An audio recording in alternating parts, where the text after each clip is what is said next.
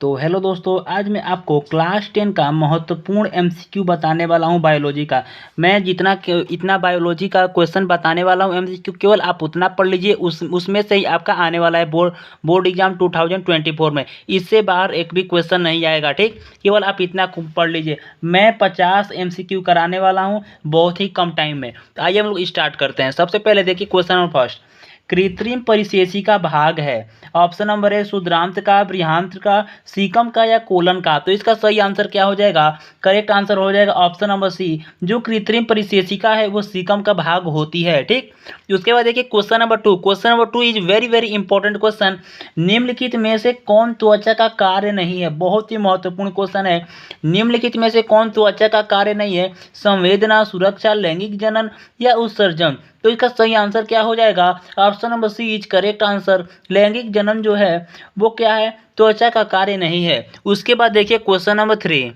तो question number three आपका क्या कहता है? मनुष्य में हृदय में कोष्ठों की संख्या होती है। मनुष्य के, यहाँ पे क्या है, मनुष्य के हृदय में कोष्ठों की संख्या कितनी होती है? 3, 4, 5, 12। तो इसका सही आंसर क्या हो जाएगा? Option number B is correct answer 4 हो जाएगा, ठीक। यानी कि मनुष्य के हृदय में कोष्ठों की संख्या 4 होती है।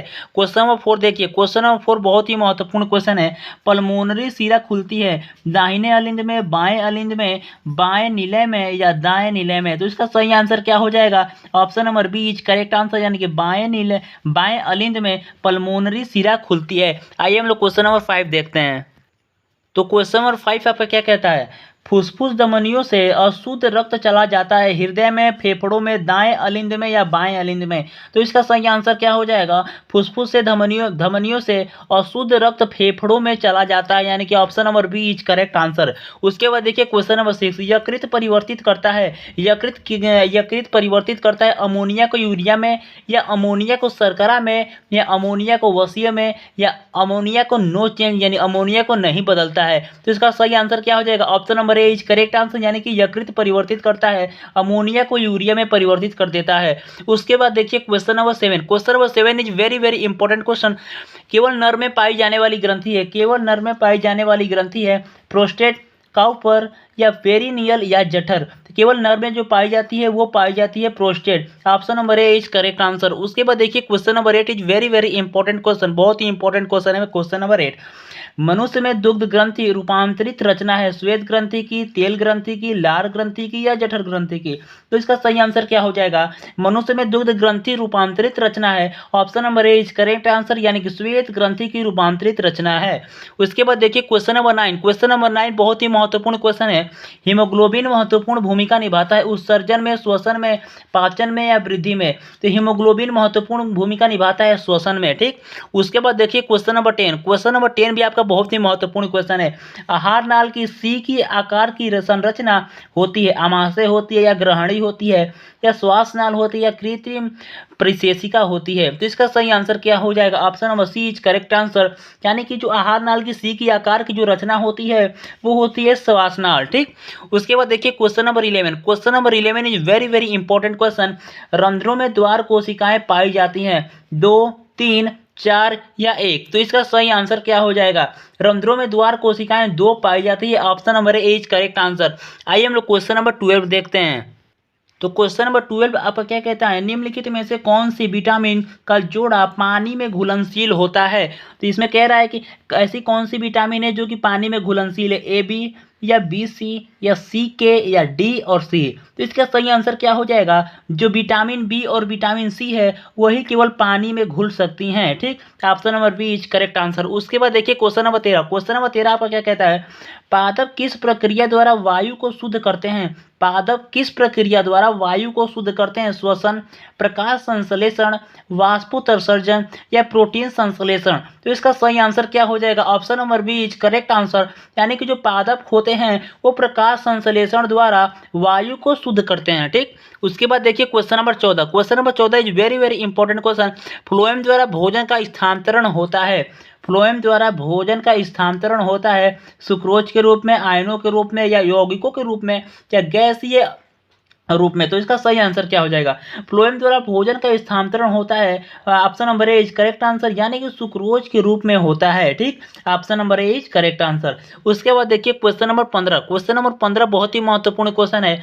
पीत रस का निर्माण होता है अग्नाशय में, यकृत में, विषण में या पित्ताशय में? तो इसका सही आंसर क्या हो जाएगा?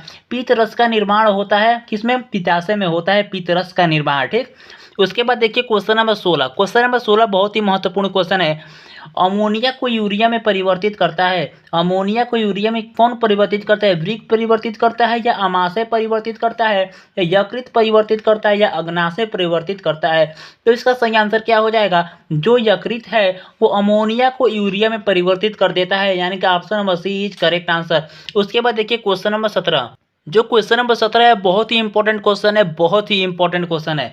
वो कौन सी सिरा है? Very very important question, VVI question लिख लीजिए इसको। मैं जितना क्वेश्चन लिखा हूँ केवल उतना में से आपका बायोलॉजी में पूछने वाला है, उससे बाहर कुछ नहीं आएगा। ठीक, वो कौन सी सिरा है जिसमें शुद्ध रुधिर प्रवाहित होता है? पल्मोनरी, ग्रीवा या यकृत या पोर्टल सिरा? इसका सही आंसर क्या हो जाएगा? Option number A is correct answer, यानी कि वो पल्मोनरी सिरा है जिसमें शुद्ध रुधिर प्रवाहित होता है। उसके बाद देखिए क्वेश्चन नंबर 18। क्वेश्चन नंबर 18 बहुत ही इंपॉर्टेंट क्वेश्चन है। जठर रस स्रावित करता है अग्नाशय से, पित्ताशय से, अमाशय से या यकृत से? जो जठर रस होता है वह कहाँ से स्रावित होता है? तो अग्नाशय से स्रावित होता है। Option number A is correct answer. उसके बाद देखिए क्वेश्चन नंबर 19।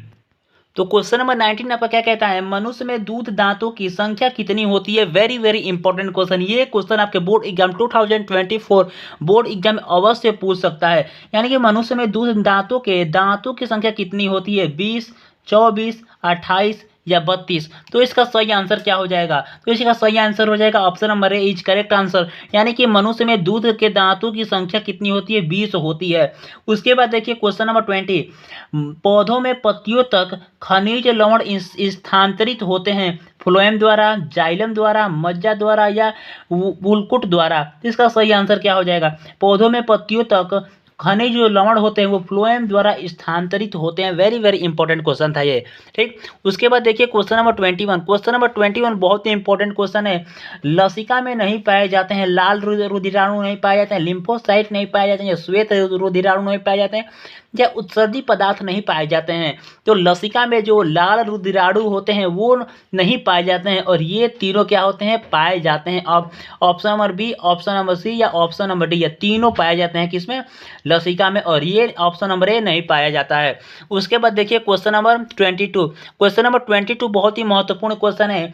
मनुष्य की ग्रास नाल की लंबाई होती है 5.8 सेंटीमीटर, 25 से 30 सेंटीमीटर, 1.5 मीटर या 15 फीट? तो इसका सही आंसर क्या हो जाएगा? जो मनुष्य की ग्रास नाल की लंबाई होती है वो 25 से 30 सेंटीमीटर होती है, इसके ही बीच में होती है, इससे छोटी या बड़ी नहीं होती है। ठीक, उसके बाद देखिए question number 23। Question number 23 very very important question. द्वार कोशिकाएं पाई जाती हैं, द्वार कोशिकाएं पाई जाती हैं जड़ों में, रंध्रों में, वात रंध्रों में या सभी में? तो इसका सही आंसर क्या हो जाएगा? जो द्वार कोशिकाएं पाई जाती हैं वो रंध्रों में पाई जाती हैं। Option number B is correct answer. उसके बाद देखिए क्वेश्चन नंबर 24। क्वेश्चन नंबर 24 बहुत ही महत्वपूर्ण क्वेश्चन है। मानव वृक्क का कार्य नहीं है, मानव वृक्क का कार्य नहीं है, श्वसन नहीं है, प्रोटीन संश्लेषण नहीं है, हार्मोन संश्लेषण नहीं है, सॉरी, मानव वृक्क का कार्य है, जो मानव का वृक्क है उसका क्या कार्य होता है? तो इसका सही आंसर क्या हो जाएगा? ऑप्शन नंबर डी हो जाएगा, उत्सर्जन हो जाएगा। तो मानव वृक्क का कौन सा कार्य है? उत्सर्जन करना मानव वृक्क का कार्य है। ठीक, उसके बाद देखिए क्वेश्चन नंबर 25। क्वेश्चन नंबर 25 बहुत ही महत्वपूर्ण क्वेश्चन है। प्रचलित रूप से ऊर्जा गृह कहलाता है, तो ऊर्जा गृह किसे कहा जाता है? क्लोरोप्लास्ट को कहा जाता है, या राइबोसोम्स को कहा जाता है, या माइटोकॉन्ड्रिया को कहा जाता है, या लाइसोसोम्स को कहा जाता है? तो आपका सही आंसर क्या हो जाएगा? Option number C is correct answer. जो ऊर्जा गृह कहलाता है उसे माइटोकॉन्ड्रिया को ऊर्जा गृह कहा जाता है। Very very important question, VVI question था ये, बहुत ही इंपॉर्टेंट क्वेश्चन था। उसके बाद आइए हम क्वेश्चन नंबर 26 देखते हैं। तो क्वेश्चन नंबर 26 क्या कहता है? मनुष्य में प्रमुख उत्सर्जी अंग है त्वचा, फेफड़ा, आहार नाल या वृक्क? तो आपका सही आंसर क्या हो जाएगा? वृक्क हो जाएगा। बोमेन स्फुट भाग है पित्त वाहिनी का, अग्नाशय की, परिसंचरण की या वृक्क नलिका की? तो बोमेन स्फुट भाग किसका है? तो वृक्क नलिका की है। ठीक, option number D is correct answer. उसके बाद देखिए क्वेश्चन नंबर 20। क्वेश्चन नंबर 20 बहुत ही महत्वपूर्ण क्वेश्चन है। एस्टिएप्सिन एल्डाइन क्रिया करता है क्रमाकुचन, पाचन, परिसंचरण या अवशोषण। दोस्तों ये जो चारों आंसर है क्या है, गलत है। चारों आंसर क्या है, गलत है। आपको सही ऑप्शन गूगल से सर्च करके बताइए, लेकिन आपको कमेंट बॉक्स में अवश्य बताना है। कमेंट बॉक्स में इसका आंसर अवश्य बताना है क्वेश्चन नंबर 28 का, क्योंकि ये क्वेश्चन जितना मैं बताया सबसे इंपॉर्टेंट क्वेश्चन है। 2024 बोर्ड एग्जाम में ये क्वेश्चन अवश्य आएगा, 101% की गारंटी। ठीक, इसे आप कमेंट बॉक्स में कहीं से भी खोज के बताइए, लेकिन इसका आंसर आप अवश्य बताइएगा क्वेश्चन नंबर 28 का। उसके बाद देखिए question number 29। Question number 29 is very very important question. Vitamin C का अच्छा स्रोत है अंडा, मछली, संतरा या गेहूं। तो इसका सही आंसर क्या हो जाएगा? विटामिन सी का अच्छा स्रोत क्या होता है? तो संतरा होता है। यानी कि संतरा क्या क्या इसका पीएच मान कितना होता है? संतरा का पीएच मान जो होता है वो 7 से नीचे होता है। यानी कि जो संतरा होता है वो खट्टा लगता है। और विटामिन सी किस में पाई जाती है? खट्टे चीजों में पाई जाती है। तो उसके बाद देखिए question number 30। Question number 30 is very very important question. डिक्शन एवं जोली संबंधित है। ऑप्शन नंबर ए रसारोहण से, ऑप्शन नंबर बी परासरण से, ऑप्शन नंबर सी अवशोषण से, ऑप्शन नंबर डी विसरण से। तो इसका सही आंसर क्या हो जाएगा? जो डिक्शन एवं जोली है वो रसारोहण से क्या है, संबंधित है। ठीक, उसके बाद देखिए question number 31 is very very important question. रंध्र का संबंध है परासरण से, वृद्धि से, गति से या वाष्पोत्सर्जन से। रंध्र का जो संबंध है वो किससे है? वाष्पोत्सर्जन से। Option number D is correct answer. उसके बाद देखिए question number 32। Question number 32 is very very important question. Scurvy रोग होता है विटामिन ए की कमी से, विटामिन बी की कमी से, विटामिन सी की कमी से या विटामिन डी की कमी से। तो स्कर्वी रोग किस चीज की कमी से होता है? तो स्कर्वी रोग विटामिन सी की कमी से होता है। Very very important question, VVI question ये। ठीक, VVI क्वेश्चन। तो अब option number C is correct answer. उसके बाद देखिए क्वेश्चन नंबर 33। तो क्वेश्चन नंबर 33 देखिए, निषेचन के बाद पुष्प का कौन सा भाग फल में बदल जाता है? पुंकेसर, वर्तिका, अंडाशय या बीजांड। इसका सही आंसर क्या हो जाएगा? Option number C is correct answer. अंडाशय जो है वो किस चीज में बदल जाता है? फल में बदल जाता है। उसके बाद देखिए question number 34। Question number 34 is very very important question. पराग कणों का पराग कोष से वर्तिकाग्र तक स्थानांतरण कहलाता है। इसका सही आंसर क्या हो जाएगा? ऑप्शन नंबर ए क्या कहता है? परागकण। ऑप्शन नंबर बी अंडोत्सर्ग। उसके ऑप्शन नंबर सी निषेचन। ऑप्शन नंबर डी इनमें से कोई नहीं। आपका सही आंसर क्या? Option number A is correct answer, परागकण कहलाता है। ठीक, वेरी वेरी इंपॉर्टेंट क्वेश्चन है। ये क्वेश्चन लॉन्ग आंसर में भी पूछा जाता है, क्वेश्चन नंबर 34। उसके बाद देखिए क्वेश्चन नंबर 35। पुष्प में कितने भाग होते हैं? पुष्प में 3 भाग, 4 भाग, 5 या 6। तो इसका सही आंसर क्या हो जाएगा? 4 भाग होते हैं पुष्प में। उसके बाद देखिए question number 36। Question number 36 is very very important question. पराग नली में नर युग्मक की संख्या होती है 1, 2, 3, 8। बहुत ही इजी क्वेश्चन है। इसका आंसर आप लोग इसमें देंगे, कमेंट बॉक्स में अवश्य दीजिएगा। कमेंट बॉक्स में इसका आंसर आप लोग देंगे। बहुत ही इजी क्वेश्चन है, बहुत ही इजी क्वेश्चन है। इसका आंसर आप किस में देंगे? कमेंट बॉक्स में देंगे। उसके बाद देखिए क्वेश्चन नंबर 37। क्वेश्चन नंबर 37 आपका क्या कहता है? द्विनिषेचन क्रिया में त्रिक संलयन के पश्चात बनने वाले उत्तक का नाम क्या है? एंडोस्पर्म, ब्रोड, मूलांकुर, इनमें से सभी। तो इसका सही आंसर क्या हो जाएगा? Endosperm is correct answer. Option number A is correct answer. उसके बाद देखिए क्वेश्चन नंबर 38। क्वेश्चन नंबर 38 आपका क्या कहता है? पराग कोष में होते हैं बाह्यदल, अंडाशय, अंडक और परागकण। तो इसका सही आंसर क्या हो जाएगा? पराग कोष में होते हैं परागकण होते हैं। ठीक, option number D is correct answer. उसके बाद देखिए क्वेश्चन नंबर 39। क्वेश्चन नंबर 39 बहुत ही इंपॉर्टेंट है। पौधे में कायिक प्रवर्धन, ये क्वेश्चन आपको लॉन्ग आंसर में 6 नंबर का आता है, इसलिए कायिक प्रवर्धन के बारे में आप लोग पढ़ लीजिएगा। पौधे में कायिक प्रवर्धन के लिए कौन सा भाग अधिक अनुकूल है? तना, पत्ती, जड़ या प्रकलिका। इसका सही आंसर क्या हो जाएगा? Option number D is correct answer, यानी कि प्रकलिका है, जो कि कायिक प्रवर्धन के लिए बहुत ही अच्छी है। ठीक, अनुकूल भाग है। उसके बाद देखिए क्वेश्चन नंबर 14। तो क्वेश्चन नंबर 40 आपका क्या कहता है? पुरुष में लिंग गुणसूत्र होता है XY, XX, X या Y। तो इसका सही आंसर क्या हो जाएगा? आपका सही आंसर हो जाएगा ऑप्शन नंबर है XY। ठीक, उसके बाद देखिए question number 41। Question number 41 is very very important question. महिला में लिंग गुणसूत्र होता है XY, XX, X या Y। तो इसका सही आंसर क्या हो जाएगा? Option number B is correct answer, यानी कि XX। उसके बाद देखिए क्वेश्चन नंबर 42। क्वेश्चन नंबर 42 बहुत ही इंपॉर्टेंट क्वेश्चन है। आनुवंशिकता के जनक है Charles Darwin, Hugo, Gregor John Mendel या हरगोविंद। तो इसका सही आंसर क्या हो जाएगा? Option number C is correct answer, यानी कि गेंगर जॉन मेंडल। ठीक, उसके बाद देखिए question number 43। Gregor John Mendel ने 3 नियम प्रस्तुत किया था। इन तीनों नियमों को आप लोग पढ़ लीजिएगा। ये तीनों नियम 6 नंबर का आपके बोर्ड एग्जाम में पूछा जाता है। ठीक, 100% बता रहा हूँ, इन 3 नियमों में से कम 2 या 3 नंबर का अवश्य पूछा जाएगा आपके बोर्ड एग्जाम में। MCQ या लॉन्ग आंसर है, पूछा जाएगा 100%। उसके बाद देखिए पृथक्करण का नियम किसने प्रस्तुत किया था? चार्ल्स डार्विन ने, रॉबर्ट हुक ने, गेंगर जॉन मेंडल ने या ह्यूगो ने? तो इसका सही आंसर क्या हो जाएगा? Gregor John Mendel is correct answer, option number C is correct answer. उसके बाद देखिए क्वेश्चन नंबर 44, एक संकर क्रॉस का जीन प्रारूप अनुपात होता है 3:1, 1:2:1, 2:1:1:2 या 9:3:3:1। तो इसका सही आंसर क्या हो जाएगा? Option number B is correct answer, यानी कि 1:2:1 इज करेक्ट आंसर। उसके बाद देखिए क्वेश्चन नंबर 45, क्वेश्चन नंबर 45 आपका क्या कहता है? मनुष्य में गुणसूत्रों की संख्या होती है 44, 45, 46, 50। तो आपका सही आंसर क्या हो जाएगा? Option number C is correct answer, 46 होती है। उसके बाद देखिए क्वेश्चन नंबर 46, क्वेश्चन नंबर 46 आपका क्या कहता है?